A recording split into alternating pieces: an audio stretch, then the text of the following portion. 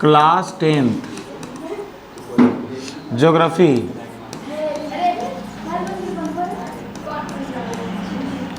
Chapter 1 है class 10th का NCERT जो बुक है आप लोग का 2024 में जो आप लोग का इम्पोर्टेंट है, जो एग्ज़ाम में पूछने लायक क्वेश्चंस है, ऑब्जेक्टिव प्लस सब्जेक्टिव, वो हम लोग देखेंगे और एक ही करके समझने का प्रयास करेंगे और आप लोग अच्छे से समझेंगे, ठीक ना। अभी मेरा थोड़ा सा आवाज़ ख़राब हो गया है, इस पर गौर नहीं करना है, ध्यान देना है कि समझ में आ रहा है कि नहीं, उस पर फोकस देना है, ठीक ना। आवाज़ पर फोकस नहीं देना है अभी, ओके। चलिए, तो चैप्टर का नाम ही है संसाधन। चैप्टर का नाम क्या है? संसाधन एवं विकास। संसाधन एवं विकास। अब हम लोग देखते हैं ये संसाधन होता क्या है, संसाधन किसे कहते हैं हम लोग। सबसे सीधा सीधी बात है, संसाधन किसे कहते हैं। पहला क्वेश्चन आता है तो हम लोग बोलेंगे वे सारी वस्तुएं पृथ्वी में जितना उपस्थित है, पृथ्वी में उपस्थित वे सारी वस्तुएं जो हमारी आवश्यकता को पूरा करता है, उसी को संसाधन कहते हैं, है ना जी। इस संसार में, इस पृथ्वी में उपस्थित उपलब्ध वे सारी वस्तुएं जो हमारी आवश्यकता को पूरा करे, वही संसाधन है। अब हमारी आवश्यकता को पूरा कौन कौन करता है? चेयर भी करता है, बोर्ड भी कर रहा है ना जी। अगर आपको जाना है कहीं पे तो रिक्शा वाला भी कर रहा है, बस वाला भी कर रहा है, बस है कि नहीं है।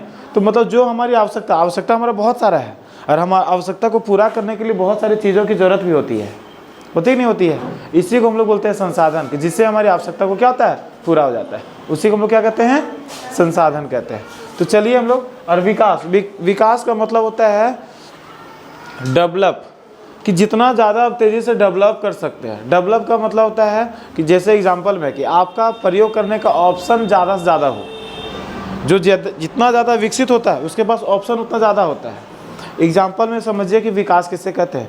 एग्जांपल में एक लड़का है, उसको यहाँ से जाना है हज़ारीबाग को जगह का नाम है, ठीक ना। तो यहाँ से जाना है हज़ारीबाग। अब हज़ारीबाग जाना है तो उसको जाने के लिए क्या करेगा? ठीक है, चलिए यहाँ पे एग्जांपल लेते हैं। एक ए लड़का है और एक बी है। तो ए के पास जो है साइकिल भी है, मोटरसाइकिल भी है, कार भी है, और बी के पास साइकिल है और उसके अलावा कुछ नहीं है, ठीक ना। अब इसको हज़ारीबाग जब जाना है तो ये क्या करेगा? साइकिल से नहीं जाएगा, अपना बाइक से जा सकता है। बाइक से अगर ख़राब निकला तो कार से जा सकता है। तो इसके पास ऑप्शन ज़्यादा है, ऑप्शन इसके पास ज़्यादा है।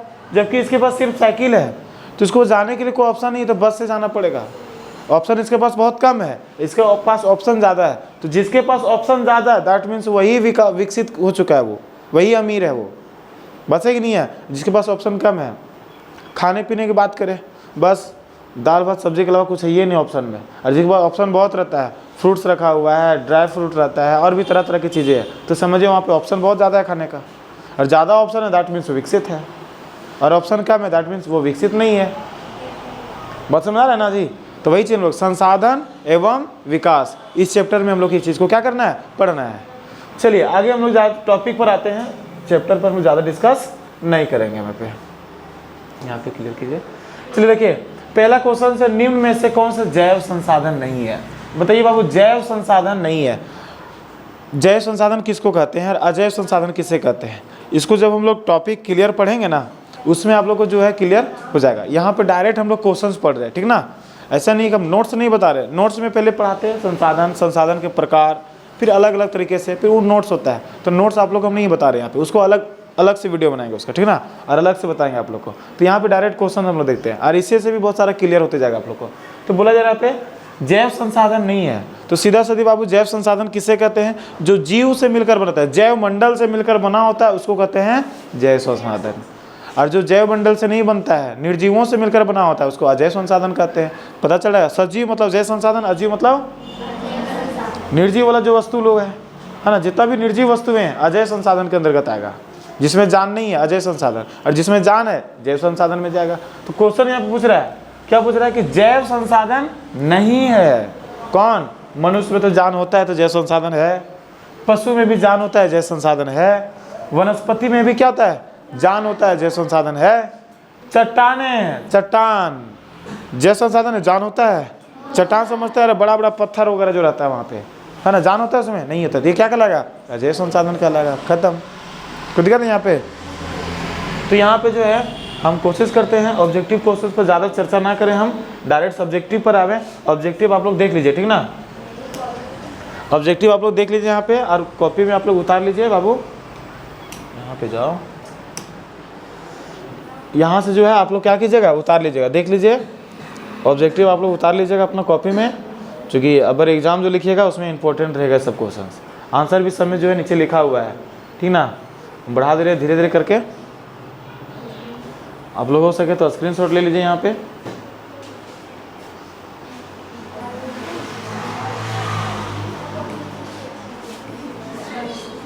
देखिए यहाँ पर है, ठीक ना, इधर है। चलिए अब हम लोग डायरेक्ट आते हैं यहाँ पे टॉपिक पे। थोड़ा सा इसको और बड़ा कर देते हैं ताकि आप लोग देखने में आसान हो। चलिए देखिए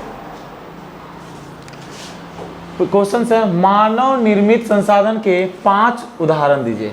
अब वैसा संसाधन जो मानव द्वारा निर्मित है, किसके द्वारा निर्मित है, मानव द्वारा। जो मानव जो बनाता है उसको मानव निर्मित संसाधन कहते हैं। वैसा संसाधन जो मानव द्वारा बनता है उसी को क्या कहते हैं, मानव निर्मित संसाधन कहते हैं। नहीं ठीक है। तो देखिए कि मानव द्वारा क्या क्या बनाया जाता है, तो 5 चीज लिखना है। तो जरूरी नहीं है उद्योग, मशीन, मकान, बांध, परिवहन, ये आप जो है लिखा हुआ यहाँ पे वही चीज़ लिखना है। आपको जो है अपने स्तर से भी लिख सकते हैं आप, बचे कि नहीं है। हम लोग लिख सकते हैं पुल, हम लोग लिख सकते हैं कुर्सी, हम लोग लिख सकते हैं बेंच, हम लोग लिख सकते हैं घड़ी, बचे कि नहीं है। तो जो मानव बनाया 5 चीज़ तो लिखना ही है। ऐसा थोड़ी है कि हम रट्टा मारेंगे, एक जब सर बताएं यहाँ पे कि यही वाला पढ़ के जाना, यही वाला लिखेंगे वहाँ पे, जरूरी नहीं है बाबू। बिल्डिंग जो घर बना हुआ है मानव द्वारा बनाया गया है। तो जो मानव द्वारा बनाया गया है वो मानव निर्मित संसाधन है, सीधा सीधी बात है यहाँ पे। तो जरूरी नहीं है कि जो यहाँ पे लिखा है हम डिट्टो सेम याद करें। यहाँ पे आप अपना खोपड़ी लगाएंगे, मतलब अपना बुद्धि दिमाग लगाएंगे और यहाँ पे आंसर लिखेंगे, ठीक ना जी। अरे ठीक ना, यस सर। आगे देखिए यहाँ पे, जलोढ़ मृदा किसे कहते हैं। जलोढ़ मृदा, मृदा मतलब होता है बाबू मिट्टी, है ना जी। मिट्टी मतलब माटी, जानते हैं ना सब। तो नदियों द्वारा लाई गई मृदा को जलोढ़ मृदा कहते हैं। जो मिट्टी नदियों द्वारा लाया जाता है उसे क्या कहते हैं, जलोढ़ मिट्टी कहते हैं। जब नदी पानी बहता है ना, जब नदी पानी बहता है तो अपने साथ साथ में बहुत सारा क्या बोलता है, मिट्टी वगैरह को भी ये साथ में बहा कर लेते जाता है ना जी। तो जो मिट्टी लेके जाता है, मतलब नदी जो है मिट्टी को लेके जाता है, ले जाने के बाद उसको विक्षेपित कर देता है। मतलब क्या करता है, वहाँ पे सारा मिट्टी को एक जगह छोड़ देता है और वो कहीं दूसरे जगह पे दूसरा कोई और चल देता है, तो वहाँ पे जमा हो जाता है। आप लोग देखे होंगे नदी के पास में बहुत सारा बालू का ढेर जमा हो जाता है वहाँ पे, कभी कभी देखा ऐसा, एकदम पूरा किनारे और पानी तो किनारे किनारे बहना शुरू होता है। तो उसी तरह से जलोढ़ मिट्टी भी सही क्या होता है, जमा होता है यहाँ पे। तो जलोढ़ मृदा किससे कहते हैं, तो हम लोग बोलेंगे नदियों द्वारा लाई गई मृदा को ही जलोढ़ मृदा कहते हैं। अगला है लेटराइट मृदा किसे कहते हैं, किस फसल के लिए। अच्छा यहाँ पे ऐसा है, क्वेश्चन से लगा, पढ़िए पढ़िए। लेटराइट मृदा किस फसल के लिए अधिक उपयुक्त है। लेटराइट मृदा में जो है कौन सा फसल सबसे ज़्यादा अच्छे तरीके से होता है, ज़्यादा इसमें कौन सा फसल का उपजाऊ होता है। तो लेटराइट मृदा काजू की फसल के लिए अधिक उपयुक्त होता है। कौन सा फसल बाबू, हाँ। अब काजू लेके आओ और यहाँ पे हम लोग अपना गम लगा दो, यहाँ पे होगा ही नहीं, यहाँ पे होगा क्या। तो हर फसल के लिए जो है एक अच्छा मतलब क्या होता है, अलग अलग प्रकार के मिट्टी पसंद होता है। जैसे आप लोग भी यहाँ पे इतना सारे को बैठे हुए, सबको भोजन में भी सबको अलग अलग चीज़ पसंद है। किसी को चाउमीन पसंद है, किसी को पिज़्ज़ा पसंद है, किसी को मोमोज पसंद है वहाँ पे, है ना जी। और भी किसी को अलग अलग चीज़ पसंद रहता है। उसी प्रकार से जितना भी फसल उपजाऊ होता है ना, तो उसको मिट्टी भी अलग अलग पसंद होता है ना जी। तो जिस मिट्टी में जिस प्रकार के फसल ज़्यादा उपजाऊ होता है उसी प्रकार के फसल को लगाना चाहिए, है ना। और हम लोग बहुत ज़्यादा उपजाऊ मिट्टी है, वहाँ पे जो है जिस फसल को ज़रूरत है उस फसल को लगाएंगे। एकदम पूरा बंजर भूमि, वहाँ पे जाकर लगा देंगे आलू, होगा वहाँ पे, बोलेगा जो आप लगाना यहाँ पे सब सड़ जाएगा इसी के अंदर में, होगा ही नहीं यहाँ पे। तो वही चीज़ है। तो लेटराइट मिट्टी में कौन सा फसल होता है, काजू होता है। आयु के आधार पर जलोढ़ मृदा कितने प्रकार का होता है बाबू। तो आयु के आधार पर 2 प्रकार, एक होता है खादर मृदा, एक होता है बांगर मृदा। तो आयु के आधार पर जलोढ़ मृदा को कितने भागों में बांटा गया, 2 भागों में। एक वो खादर, दूसरा बंदर। अच्छा बांगर, हमको लगा बंदर बोल दीजिएगा यहाँ पे आप लोग। चलिए खादर और बंदर, बंदर नहीं यहाँ पे बांगर ना। तो खादर और बांगर का जो है हम लोग दोनों में अंतर पढ़ेंगे आगे, है ना। दोनों के बीच में क्या अंतर है आगे हम लोग देखेंगे। चलिए आगे हम लोग देखा जाए।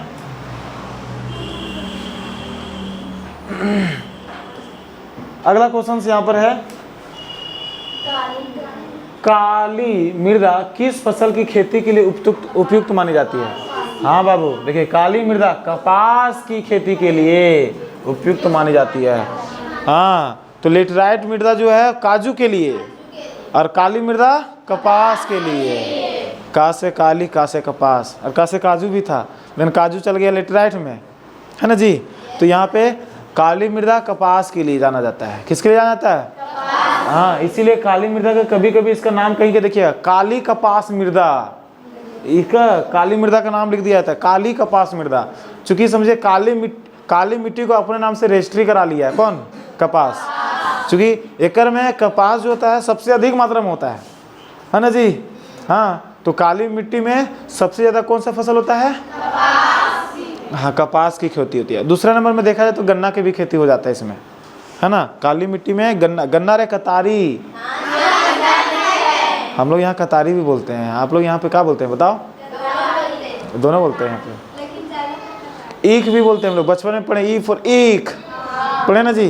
तो ईख भी बोलते हैं हम लोग, कतारी भी बोलते हैं, गन्ना भी बोलते हैं, है ना। शुगर कैन बोलते हैं यहाँ पे, अंग्रेजी में सब बोलते हैं ना शुगर कैन।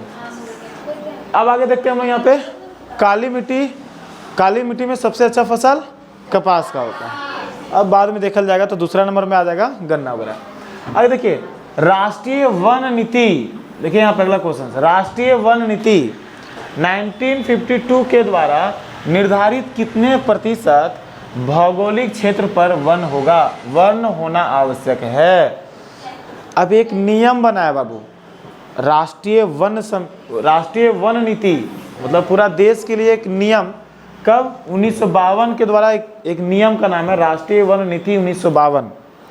इस समय इस नीति के तहत निर्णय लिया गया था, निर्धारित किया गया है कि भौगोलिक क्षेत्र पर वन होगा, मतलब जितना एरिया है उसका इतना कुछ परसेंट फिक्स किया गया, कितना परसेंट पर जो है जंगल ही होना चाहिए। कितना परसेंट फिक्स किया गया बाबू? हाँ, जितना उसका एरिया है उसका 33% क्या होना चाहिए? वन होना चाहिए। 33% से कम नहीं होना चाहिए। अगर कम हो रहा है तो पौधारोपण शुरू करो, वृक्षारोपण शुरू करो। देखते नहीं, अभी अभियान भी बहुत सारा चलते रहता है बरसात के टाइम में, पौधारोपण, बागवान रोपण और भी तरह तरह का चलते रहता है, बागवानी वगैरह वाला, पौधा वगैरह वाला। जंगल को लगाया जाता है नहीं लगाया जाता है? हाँ, तो हर क्षेत्र में बोला गया है। तो कौन सा नियम? राष्ट्रीय वन नीति 1952 के तहत, है ना जी। जितना क्षेत्र है उसका कितना प्रतिशत जंगल होना चाहिए, वन होना चाहिए? 33% होना चाहिए। यहाँ पे कितना होना चाहिए? 33%। 33% से कम नहीं होना है। 33% कम होगा तो वो कम नहीं होगा, हम लोग को कम कर देगा, सीधा कम करेगा नहीं करेगा। बाकी इसका हानि लाभ फायदा सब तो जानते ही आगे। चलिए अगला क्वेश्चन हम लोग पढ़ते हैं यहाँ पे। क्या हो रहा है तो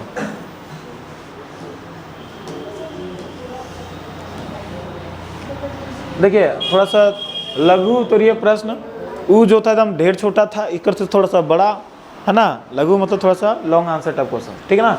चलिए आगे हम देखते हैं यहाँ पे, सतत पोषणीय विकास, ये आपका एकदम ये सब क्वेश्चन जो है एकदम पूछते रहता है एग्जामों में, एकदम घुरा देते रहता है। टेस्ट रूम आता है स्कूल में, हाँ टेस्ट रूम देते रहता है, ये सब क्वेश्चन जो पूछते रहता है। चलिए देखिए आखिर ये है क्या, है ना जी। सतत पोषणीय विकास से आप क्या समझते हैं? सतत पोषणीय विकास बाबू देखिए, हम लोग कोई भी चीज़ को यूज़ करते हैं, कोई भी चीज़ खाते हैं, या फिर चीनी ले आए या फिर कोई भी चीज़ घर में लाते हैं, हम लोग क्या करते हैं? एकदम अभी लाएं और राशन मंगाएं तो पूरा महीना भर के टारगेट लगा के रखें हम लोग, है ना, कि एकदम पूरा महीना तक इसी को हम लोग यूज़ करना है। एक ही दिन में ख़त्म कर देगा, फिर अगला दिन क्या ख़त्म करेगा? अगला दिन क्या यूज़ करेगा? कर पाइएगा का? नहीं। उसी प्रकार से रियल लाइफ में भी है कि बहुत सारा संसाधन है हमारा, वैसा संसाधन जो ख़त्म होने वाला है, जैसे कोयला हो गया, है ना जी, प्राकृतिक गैस हो गया, पेट्रोलियम हो गया। तो ये सब जो ऐसा संसाधन है जो क्या होता है बहुत जल्दी ख़त्म हो जाएगा। अगर हम लगातार यूज एक ही बार ख़त्म करें फिर दोबारा हम लोग को मिलेगा नहीं, बात सही कि नहीं है। तो सतत पोषणीय विकास के तहत बोला गया है कि आप क्या कीजिए, जितना भी संसाधन उसका प्रयोग कीजिए, लेकिन कम मात्रा में प्रयोग कीजिए। अब भविष्य को अपना ध्यान में रखकर प्रयोग कीजिए कि भविष्य वाला आने वाला जो पीढ़ी है वो सब भी उसका प्रयोग कर सकते, वो सब भी इसका फायदा उठा सके, है ना। जो इस प्रकार से सोच के साथ धीरे धीरे विकसित करता है उसी को सतत पोषणीय विकास कहते हैं। चलिए देखिए क्या लिखा हुआ है।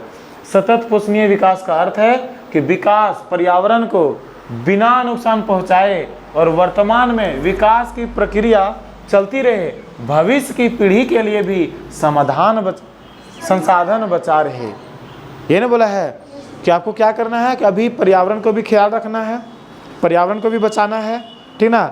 और जो अभी विकास कर रहे हैं अपना देश का, दुनिया का, वो धीरे धीरे विकास भी रखिए, लेकिन इसके साथ साथ में अपना भविष्य का जो पीढ़ी आ रहा है उसके लिए भी संसाधन बचा कर रखिए।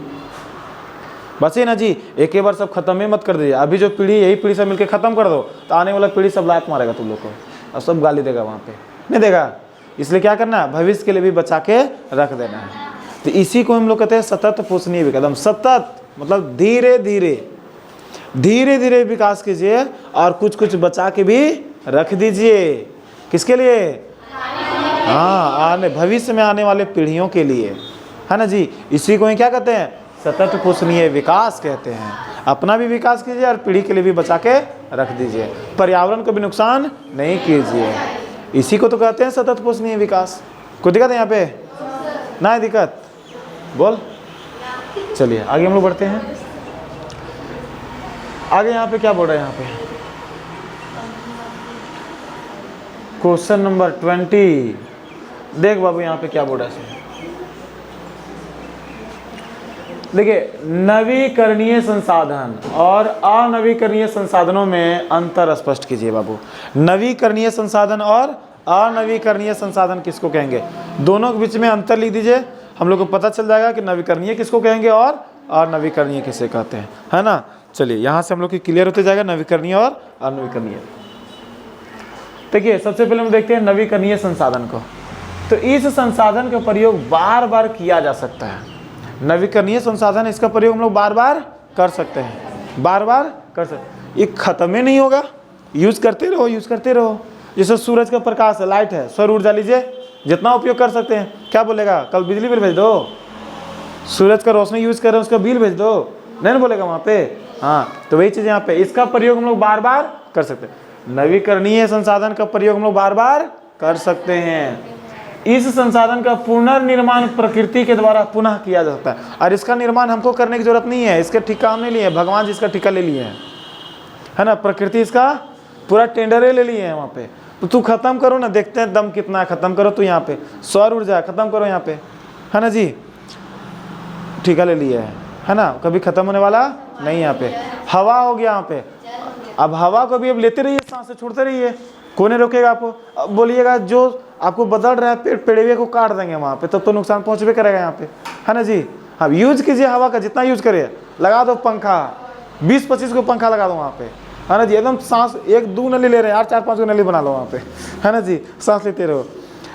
ये प्रकृति का काम है, आपको फिर क्या करे, ऑक्सीजन कन्वर्ट करके मिल जाएगा। लेकिन हाँ, पेड़ पौधा बचा के रखना है, उसको मत काटना बाबू, है ना। तो वही यहाँ पे इसका संसाधन पुनर्निर्माण प्रकृति के द्वारा किया था, मतलब पुनर्निर्माण, अगर आप यूज किया तो फिर से वो बन जाएगा, है ना, प्रकृति के द्वारा बन जाता है। नवीकरणीय संसाधनों के उदाहरण क्या है, जल है, पेड़ पौधे, जीव जंतु, पवन ऊर्जा, सौर ऊर्जा, अनवीकरणीय संसाधन है। ये सब क्या है,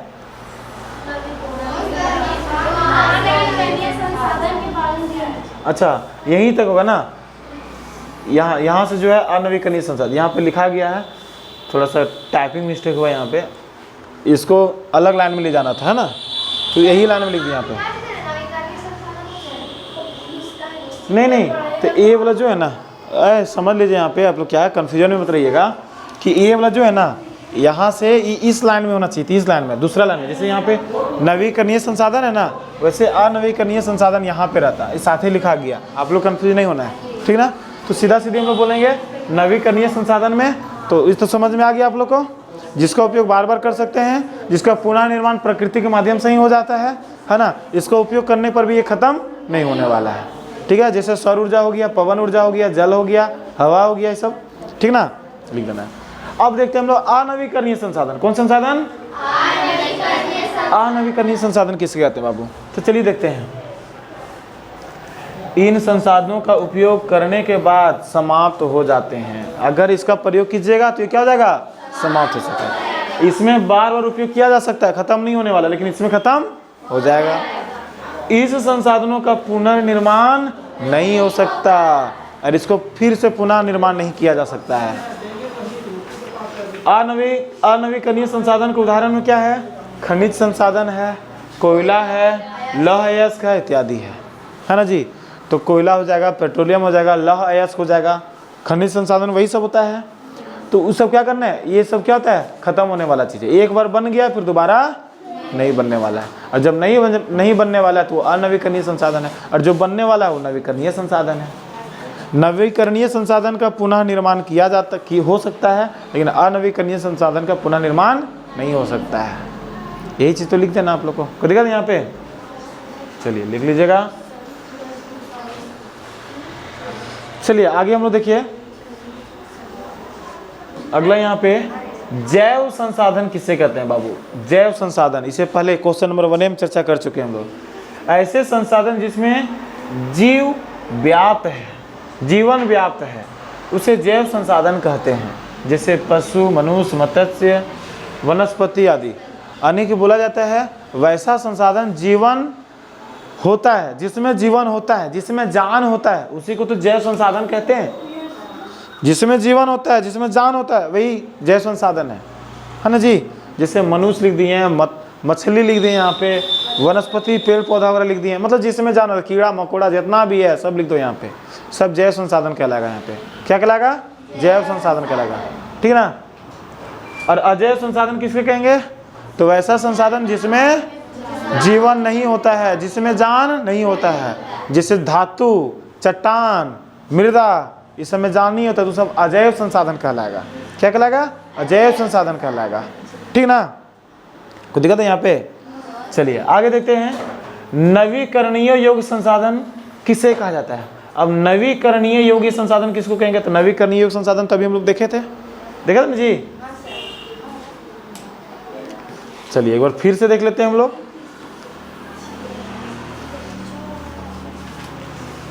नवीकरणीय योग्य संसाधन जिसको पुनः निर्माण किया जा सकता है, ठीक है। ऐसे संसाधन जिन्हें भौतिक, रासायनिक, यांत्रिक प्रक्रियाओं द्वारा पुनः प्राप्त किया जा सकता है, नवीकरणीय योग्य संसाधन कहलाता है। अब बोला जा रहा है वैसा संसाधन, अब किसी भी माध्यम से उसको पुनः प्राप्त कर सकते हैं तो नवीकरणीय संसाधन कहलाएगा। चाहे जिस माध्यम से भी आपको क्या करना है? पुनः प्राप्त करना है ना जी। मतलब फिर से उसको बना लेना है, चाहे भौतिक विधि लगाइए, चाहे रासायनिक विधि लगाइए, यांत्रिक विधि लगाइए, जो प्रक्रिया लगाना आप लगा दो, लेकिन पुनः प्राप्त कर लो।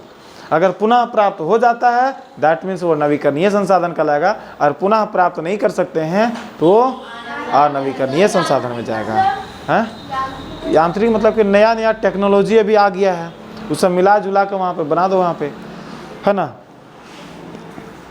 अब लास्ट देखिए, लास्ट क्वेश्चन आज जो है, हाँ अभी है थोड़ा सा समय और हम लोग पढ़ लिए यहाँ पे। संसाधनों के अंधाधुंध शोषण से कौन सी समस्या उत्पन्न हो सकता है? अब देखिए बोला जा रहा है संसाधन का अंधाधुंध शोषण से। अब अंधाधुंध का मतलब होता है पागलपन। पागलपन मतलब समझ रहे हैं ना, एकदम सोचना समझना नहीं है, जिसका यूज कर रहे हैं एकदम करते जा रहे हैं, करते जा रहे हैं, कोई रोक टोक नहीं। यहाँ पे पेड़ काट रहे हैं, जबरदस्त काटते जा रहे हैं, पागल है यहाँ पे, वही बोलते हैं हम अंधाधुंध, है ना जी। तो वहाँ पे बोला जाता है संसाधनों का अंधाधुंध शोषण से, अंधाधुंध एकदम प्रयोग कर रहे हैं, जबरदस्ती काट रहे हैं, जहाँ यूज नहीं वहाँ बर्बाद कर रहे हैं। तो कौन कौन सी समस्या आ सकता है वैसे में? देखिए संसाधनों के अंधाधुंध शोषण से वैश्विक परिस्थिति की संकट पैदा हो गया है, जैसे भूमंडलीय तापन, ओजोन परत का अवक्षय, पर्यावरण प्रदूषण और भूमि निम्नीकरण। तो देखिए यहाँ पे कितना सारा परेशानी हो गया। कोई भी संसाधन को हम लोग प्रयोग करेंगे तो पर्यावरण को ध्यान में रख के करेंगे, आराम से करेंगे, तरीके से करेंगे, बचे कि नहीं है। लेकिन अंधाधुंध शुरू कर देंगे एकदम पागलपन जैसा, तो कौन कौन सा? तो सबसे पहले यहाँ पे देखिए वैश्विक परिस्थिति की संकट पैदा हो गया, मतलब पूरा दुनिया में संकट हो गया यहाँ पे, है ना। पूरा दुनिया में हम लोग देखते हैं कभी कभी आ गया कोरोना, है ना जी। कभी कुछ और आ जाता है, कभी कुछ और आ जाता है ना। कभी पक्षी मरना शुरू हो गया, कभी ये होना शुरू हो गया, तो मतलब पूरा दुनिया में क्या होता है, संकट पैदा हो सकता है। दूसरा नंबर पे भूमंडलीय तापमान, जो तापमान होता है, तापमान में भी क्या होता है, परिवर्तन हो सकता है। हो सकता है आवश्यकता से अधिक मात्रा में ठंडा पड़ जाए, आवश्यकता से अधिक मात्रा में गर्मी पड़ जाए, है ना। टेम्परेचर में भी इफेक्ट पड़ता है। ओजोन परत का अवक्षय होना। अब ओजोन परत होता है, ओजोन परत क्या होता है, देखिए ये हम लोग का पृथ्वी है ना जी। तो पृथ्वी के ऊपर में बहुत सारा लेयर होता है, हवा का बहुत सारा लेयर होता है नहीं होता है। तो एक तो लेयर होता है यहाँ पे जो ओजोन होता है, यहाँ पे क्या होता है, ओजोन। और ओजोन परत क्या करता है, अगर यहाँ पे सूर्य का लाइट है, सूर्य का प्रकाश, इसका लाइट यहाँ पे आता है ना जी, तो लाइट आता है तो इसमें आता है पैराबैंगनी विकिरण, जो हमारे लिए बहुत खतरनाक होता है, नुकसानदेह होता है। तो इस जो किरण आता है यहाँ से, उस किरण को ओजोन परत क्या करता है, यहीं पर रोक लेता है। रुक रुक रुक, हम अंदर नहीं जाने देंगे पृथ्वी में। क्यों नहीं जाने देंगे, क्योंकि वहाँ पे हमारे अपने रहते हैं। ओजोन परत बोलता है हमारे अपने हैं वहाँ पे, है ना, उन लोगों को नुकसान नहीं होना चाहिए। उस सारा सारा जितना भी विकिरण होता है, पैराबैंगनी विकिरण, सबको वहीं पर रोक लेता है और फिर स्वच्छ किरण को ही हम तक पहुँचने देता है। जो किरण हमारे लिए क्या होता है, फायदेमंद रहता है, सही रहता है, बस वही किरण को हम तक क्या करता है, पहुँचने देता है। बाकी खराब वाला किरण को वहीं पर रख लेता है।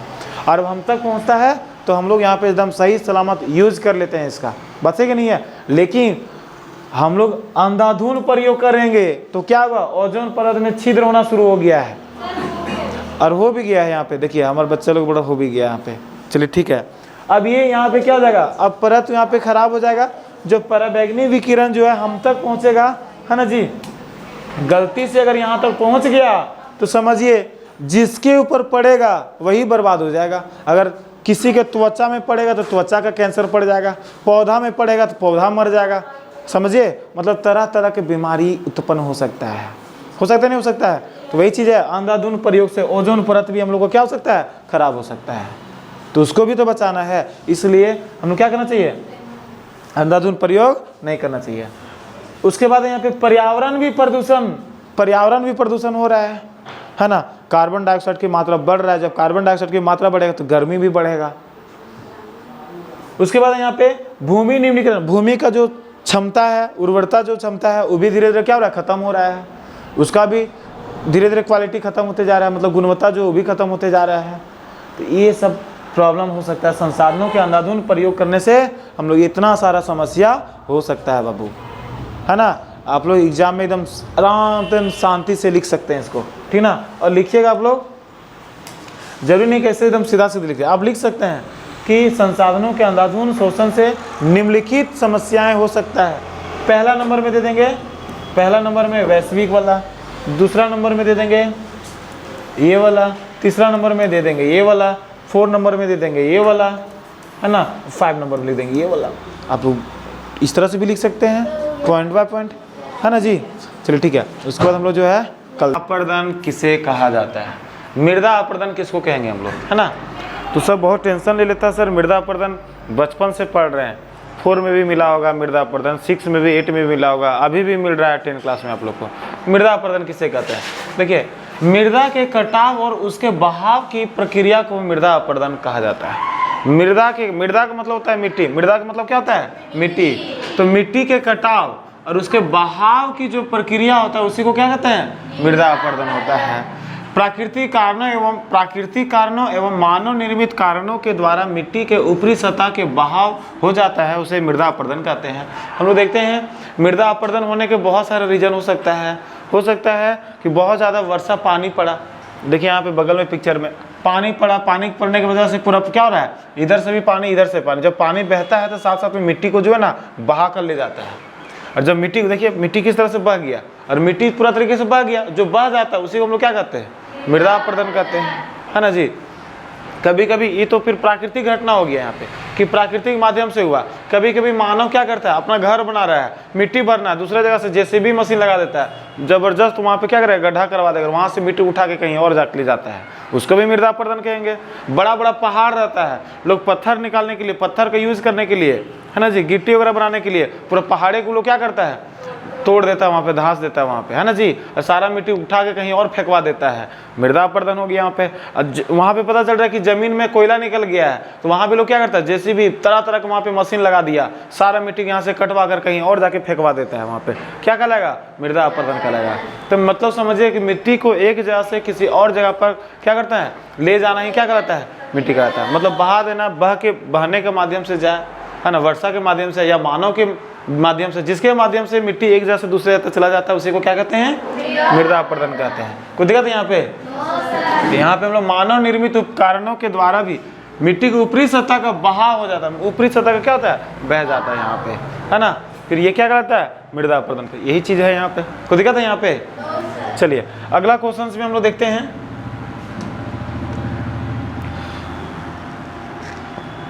अगला क्वेश्चन से यहाँ पे दिख रहा है सबको? इसको थोड़ा सा छोटा कर देते हैं ना, ताकि आप लोग अच्छा से देख पाए और अच्छा से लिख पाए।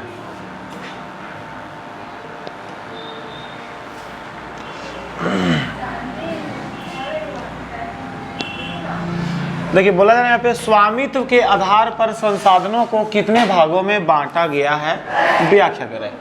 स्वामित्व का आधार पर संसाधन के कितनों भाग में बांटा गया। स्वामित्व का मतलब होता है मालिक, स्वामित्व का मतलब क्या होता है, मालिक, है ना जी।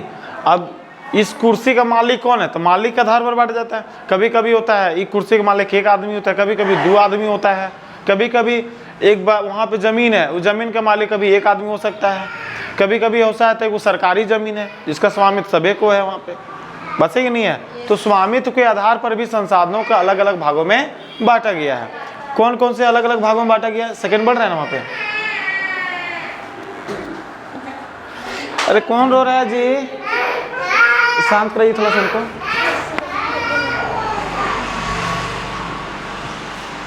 अब एक बच्चा है यहाँ पे थोड़ा सा रोना लगता है, क्या करे बताइए जरा सा। आप लोग के पास आ रहा होगा कि छोटा बच्चा यहाँ पे रो रहा है यहाँ पे। चल कोई बात नहीं, वो शांत हो गया, शांत हो जाएगा थोड़ी देर में। चलिए आगे देखिए हम लोग। स्वामित्व के आधार पर जो है संसाधनों को कितने भागों में बांटा गया, अलग अलग भागों में बांटा गया, हम लोग देखते हैं और उस पर हम लोग चर्चा करते हैं और बात करते हैं यहाँ पे। तो स्वामित्व के आधार पर संसाधनों को 4 भागों में बांटा गया। कितने भागों में बांटा गया है, 4 भागों में बांट दिया गया। कितने भागों में बांटा गया, 4 भागों में, 4 भागों में बांट दिया। चारों हम लोग देखते हैं। पहला है व्यक्तिगत संसाधन। पहला क्या है बाबू, व्यक्तिगत संसाधन। व्यक्तिगत संसाधन किसको कहेंगे, ऐसे संसाधन जो व्यक्तिगत या निजी संपत्ति होते हैं, जैसे मकान, बाग, कुआं, भूमि आदि। मतलब वैसा संसाधन जिसका मालिक कोई एक व्यक्ति होता है ना, जिसका पर्सनल संपत्ति होता है, अपना होता है, वही व्यक्तिगत किसी आदमी के नाम पर रहता है, उसको बोलते हैं हम लोग व्यक्तिगत संसाधन। जिसे बोलते हैं ये मोबाइल मेरा है, तो अपना संसाधन हो, मेरा नाम से, मेरा है, अपना है ना जी। तो उसी प्रकार से होता है, ये किताब मेरा है, अपना है, तो उसका मालिक आप हुए, है ना जी। तो वही चीज़ है यहाँ पे, व्यक्तिगत संसाधन, क्या हम बोल रहे हैं यहाँ पे, हाँ, व्यक्तिगत संसाधन। व्यक्तिगत संसाधन में क्या होता है, जिसका मालिक क्या होता है, कोई एक व्यक्ति होता है, कोई एक निजी व्यक्ति होता है, कोई प्राइवेट व्यक्ति होता है एक ठो, उसी को हम लोग बोलते हैं व्यक्तिगत। जैसे मकान बोलते हैं मेरा घर है, मेरा बगीचा है, मेरा कुआं है, ये मेरा जमीन है, बोलते नहीं बोलते हैं। तो वही चीज होता है व्यक्तिगत, जिसका मालिक कोई एक आदमी होता है, उसको व्यक्तिगत संसाधन कहते हैं। दूसरा है यहाँ पे सामुदायिक स्वामित्व वाला संसाधन। दूसरा नंबर क्या आएगा, हाँ, सामुदायिक स्वामित्व वाले संसाधन।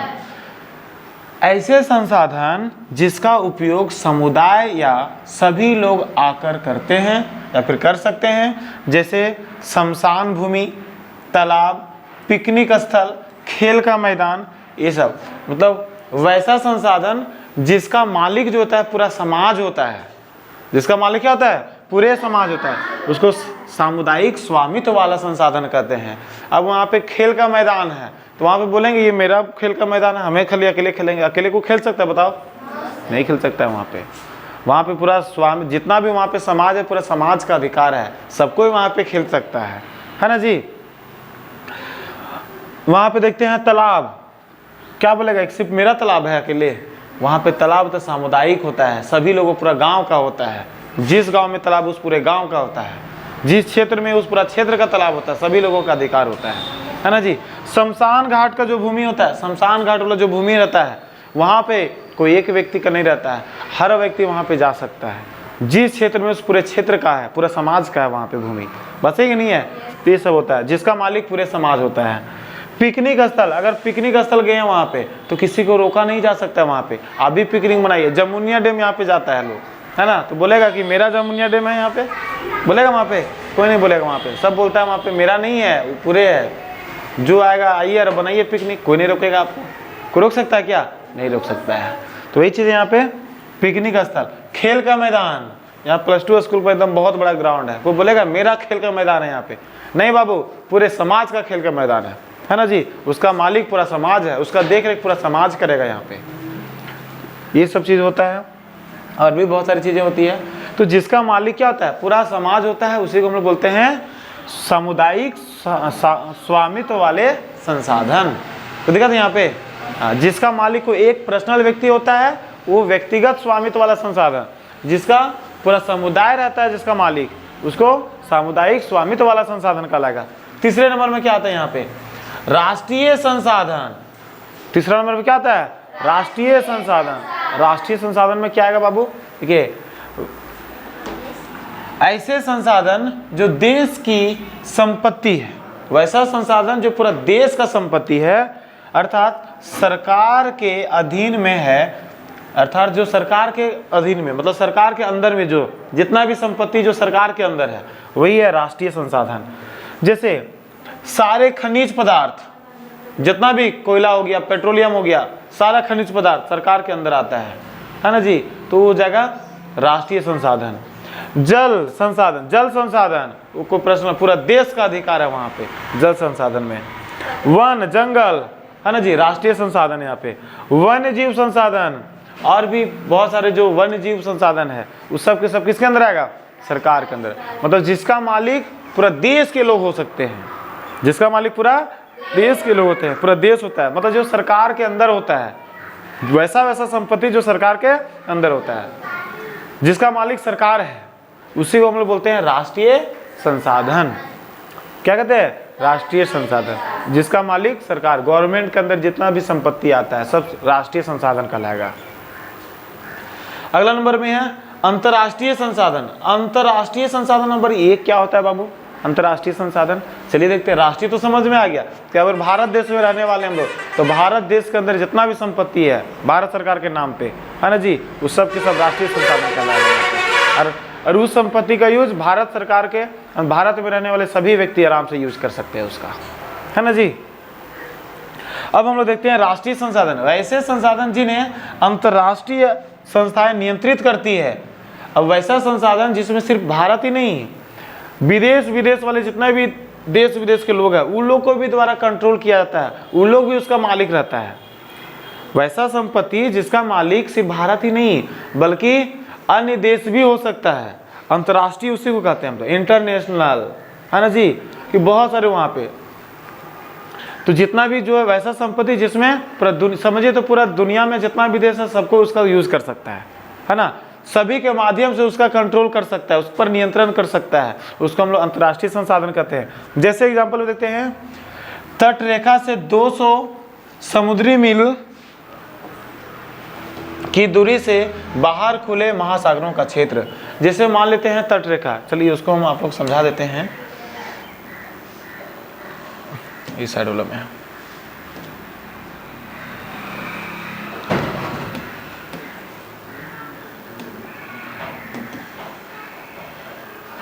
जैसे यहाँ पे देखिए,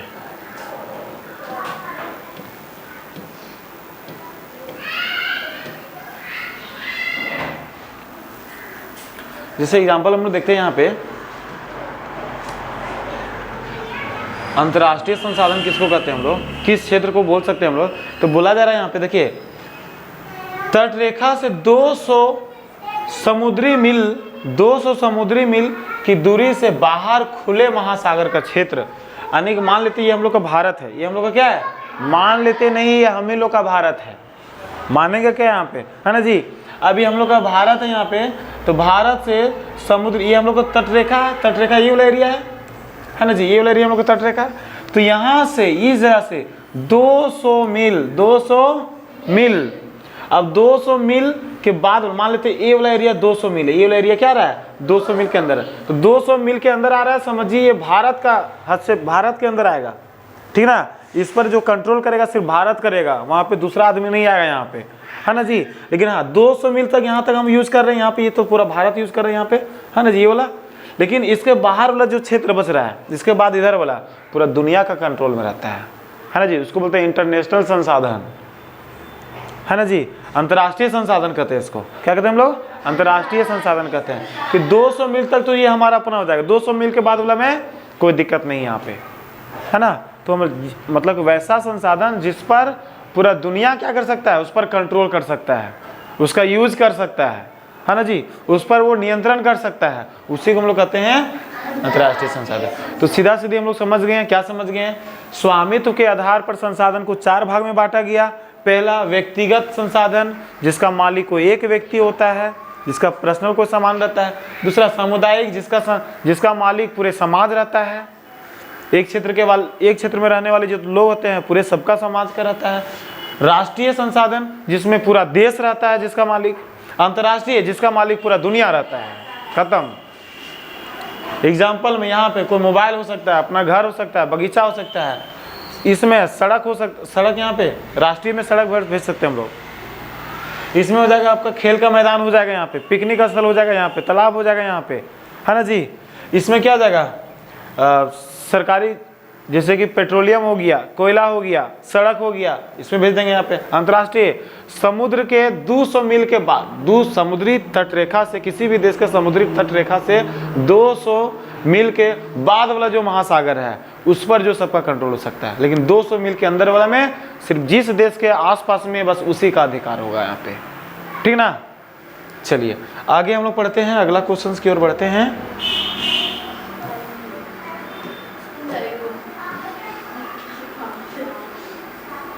अगला क्वेश्चन यहाँ पर क्या है? संसाधनों के अंधाधुंध उपयोग से किस प्रकार की समस्या उत्पन्न हो गई है। अब संसाधन का उपयोग हम लोग करते हैं, अंधाधुंध उपयोग करेंगे। अंधाधुंध का मतलब कोई कंट्रोल नहीं है ना जी, एकदम जितना तेजी से उपयोग करते जाएंगे, तेजी से उपयोग करते जाएंगे, तो कौन कौन सा समस्या आ जाएगा जी। संसाधन है, हम ही लोग जानते हैं, कोयला है यहाँ पे, अनवीकरणीय संसाधन यहाँ पे, है ना जी। वो यूज करेंगे बहुत ज्यादा, खत्म हो जाएगा, नहीं खत्म होगा। तो उसी प्रकार से देखते हैं कौन कौन से समस्या उत्पन्न हो सकता है यहाँ पे।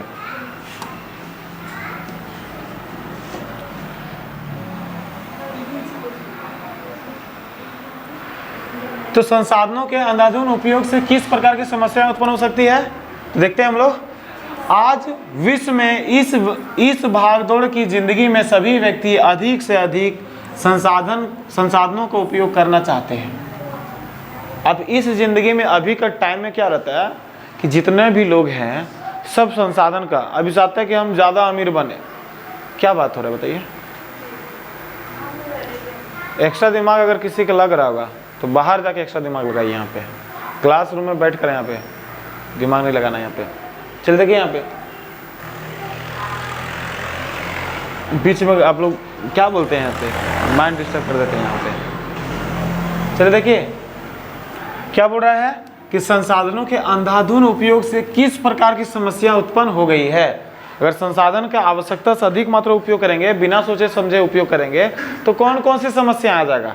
तो यहाँ पे बोला जा रहा है आज विश्व के इस भागदौड़ की जिंदगी में सभी व्यक्ति अधिक से अधिक संसाधनों का उपयोग करना चाहते हैं, अधिक से अधिक सामुदायिक वस्तुओं को पाना चाहते हैं, जिससे संसाधनों का अत्यधिक उपयोग हो रहा है। अभी का टाइम में वाकई में जो है सब मेरा संपत्ति अपने सब हथियाना चाह रहा है, लूटना चाह रहा है सब अपना पर, जिसके चक्कर में संसाधन का बहुत ज़्यादा उपयोग किया जा रहा है यहाँ पे, है ना जी।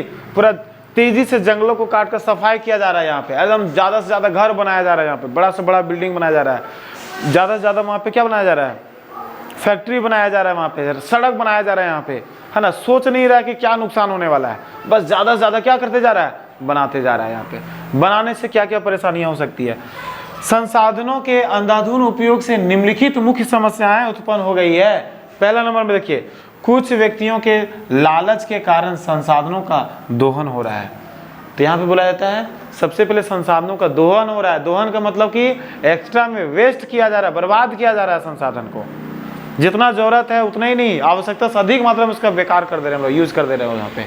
तो कुछ लालच के कारण, सबसे किसके कारण बाबू?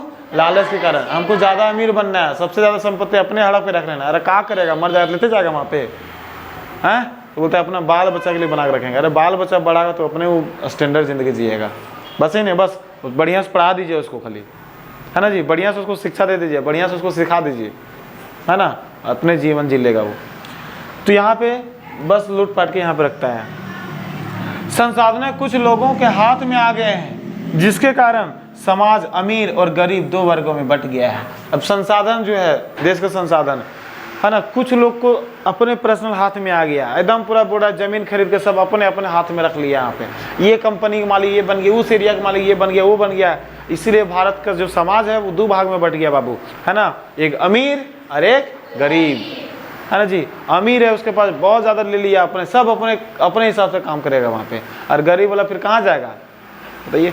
देश का संपत्ति आवश्यकता, हमको लगता है अपना भारत में देखा जाए तो 100-150 जो व्यक्ति है ना, वही लोग के आधा से ज़्यादा पैसा वही लोग के पास है, और बाकी आधा के अंदर बाकी सब है वहाँ पे। पूरा हम लोग के 140 करोड़ जनसंख्या के पास है ना। तो सब पैसा रख के क्या करेगा वो? यूज करो ना, रनिंग होने दो पैसा मार्केट में, सभी के पास जाने दो, वहाँ पे पूरा देश डेवलप हो जाएगा यहाँ पे। लेकिन वहाँ पे क्या किया है, बस अपने अमीर बेहतर वहाँ पे लिखाना है नाम में यहाँ पे कि दुनिया का सबसे अमीर आदमी बनना है यहाँ पे, है ना जी, ये बनना है। अरे नाम लिखा के क्या करेगा वहाँ पे, जिंदगी बढ़िया से जियो। आगे देखा जा रहा है यहाँ पे, संसाधनों के अंधाधुंध शोषण से वैश्विक परिस्थिति की संकट पैदा हो गया है, जैसे भूमंडलीय तापमान, ओजोन परत, अवक्षय और भूमि निम्नीकरण आदि। और यहाँ पे बोला जाता है संसाधनों का आवश्यकता से अधिक मात्रा में जब हम लोग प्रयोग कर रहे हैं तो पूरा वैश्विक परिस्थिति की संकट पैदा हो गया, मतलब पूरा दुनिया में जो है संकट उत्पन्न हो गया है ना जी। आवश्यकता से अधिक मात्रा में जो टेम्परेचर जो सामान्य रहता है वो सामान्य नहीं रह रहा है अभी। हम लोग भी अपने इस जगह पर देखते हैं, जब वर्षा होता है तो सही तरीके से नहीं होता है, ठंडा के दिन में ज़बरदस्त ठंडा हो जाता है, टेम्परेचर गिर जाता है, गर्मी के दिन में टेम्परेचर पूरा हाई हो जाता है, होता ही नहीं होता है। बहुत सारा परेशानियाँ झेलना पड़ रहा है। आवश्यकता से अधिक मात्रा में संसाधन प्रयोग करने से यही चीज़ होने वाला है ना जी। पेड़ पौधों को तेज़ी से हम लोग कटाई कर देंगे, वहाँ पे बढ़िया से संतुलन हो ही नहीं रहा है पर्यावरण का। हवा का संतुलन जैसा होता था रह ही नहीं रहा है ना जी। जितना भी जंगली जो पेड़ पौधे थे, जीव जंतु थे, उन लोग को भी हम लोग क्या कर रहे हैं, बढ़िया से विनाश करते जा रहे हैं, यहाँ पे काटते जा रहे हैं। वहाँ पे पूरा तरीके से हमारा अर्थव्यवस्था जो है वो धीरे धीरे क्या होते जा रहा है, बिगड़ते जा रहा है, खराब होते जा रहा है यहाँ पे। और ये सब मानव को झेलना पड़ेगा, है ना जी, मानव को झेलना पड़ेगा इस चीज़ को। हम लोग पृथ्वी का जो शुरुआत हुआ कैसे हुआ, ज्योग्राफी में इससे पहले आप लोग नहीं बताया ना, 11th क्लास में वहाँ पे हुआ है, ठीक है, आप लोग भी बता दिया जाएगा। इसके साथ साथ में प्रदूषण, संसाधनों के अत्यधिक उपयोग से पूरे विश्व में प्रदूषण की मात्रा में लगातार वृद्धि हो रही है। अत्यधिक उद्योगों के कारण, वाहनों का प्रयोग इत्यादि के कारण प्रदूषण में वृद्धि होती जा रही है। और बोला जा रहा है यहाँ पे आवश्यकता से अधिक मात्रा में अगर संसाधन का प्रयोग करते हैं हम लोग, है ना जी, उपयोग करते हैं, तो भी जो है हमारा प्रदूषण की मात्रा भी तेज़ी से बढ़ते जा रहा है। अभी हम लोग गाड़ी वगैरह जो यूज़ कर रहे हैं, वाहन का यूज़ कर रहे हैं, आवश्यकता यहाँ से अगर हम लोग को जाना है मात्र 500 मीटर दूर जाना है तो हम लोग गाड़ी निकालते हैं वहाँ पे, है ना जी। और गाड़ी का धुआं कार्बन मोनोऑक्साइड निकलता है जो बहुत ही खतरनाक होता है वो, है ना जी, बहुत खतरनाक। ओजोन परत पर सीधा नुकसान पहुँचाता है। यहाँ पे हम लोग प्लास्टिक यूज़ करते हैं आवश्यकता से अधिक मात्रा में, यूज़ करने के बाद उसको सीधा जला देते हैं, उससे जो गैस निकलता है सीधा ओजोन परत को क्षति पहुँचाता है वहाँ पे, है ना। तो हम लोग इस चीज़ को समझते नहीं है ना जी। क्यों नहीं समझ पाते हैं, क्योंकि इसके बारे में जान ही नहीं रहे हम लोग। और हम लोग बोलते हैं वहाँ पे सरकार बंद करेगा, बोले बंद करो, इसका यूज़ कौन नहीं करेगा, जनता को बोलेगा। सरकारों भी हम लोग को बेवकूफ़ बनाता है सबको, लोगों को बोलेगा, ऐलान करेगा प्लास्टिक को यूज़ कौन नहीं करेगा, प्लास्टिक यूज़ कौन नहीं करेगा, ऐसा बोलेगा वहाँ पे।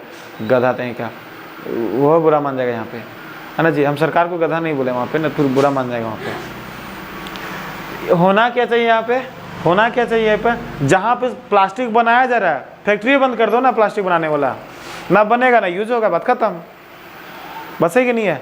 ये काम नहीं होगा। काम क्या होगा, जो बना रहा है वहाँ से कमीशन लेगा, वहाँ से पैसा लेगा, वहाँ से रजिस्ट्रेशन करवाएगा, है ना जी। तू बनाओ कंपनी चलाओ यहाँ पे, है ना, और तो बिकेगा ही। और जाकर जनता को बोलेगा वहाँ पे प्लास्टिक नहीं खरीदना, हाँ प्लास्टिक नहीं खरीदना, हाँ प्लास्टिक नहीं खरीदना, हाँ ऐसा नहीं बोलेगा वहाँ पे। तो बताइए वहाँ पे जब बनेगा तो जरूर खरीदेगा। सबसे सीधे रोक दीजिए ना, बनेगा ही नहीं, ना रहेगा ना। अब वहाँ पे गुटखा का प्रचार करे और ऊपर लिख देगा वहाँ पे बहुत बड़ा कि कैंसर का कारण है यहाँ पे, बस है कि नहीं है? सिगरेट हो गया कैंसर का कारण है यहाँ पे, लिख देगा बढ़िया से। अरे लिख क्यों रहा है? बनाने के लिए बैन कर दो ना सीधा सीधी, ना रहेगा ना कोई खाएगा ना पिएगा, खत्म। तो वहाँ पे वो बैन नहीं करेगा वहाँ पे। खैर छोड़िए, हम लोग ज़्यादा बात नहीं करेंगे। सरकार के विरोध जाइएगा तो फिर हम लोग को फिर चल जाना पड़ेगा, नहीं। चलिए आगे हम लोग देखते हैं भूमि निम्नीकरण के क्या कारण है। भूमि निम्नीकरण, चलिए देखते हैं आखिर ये भूमि निम्नीकरण क्या है।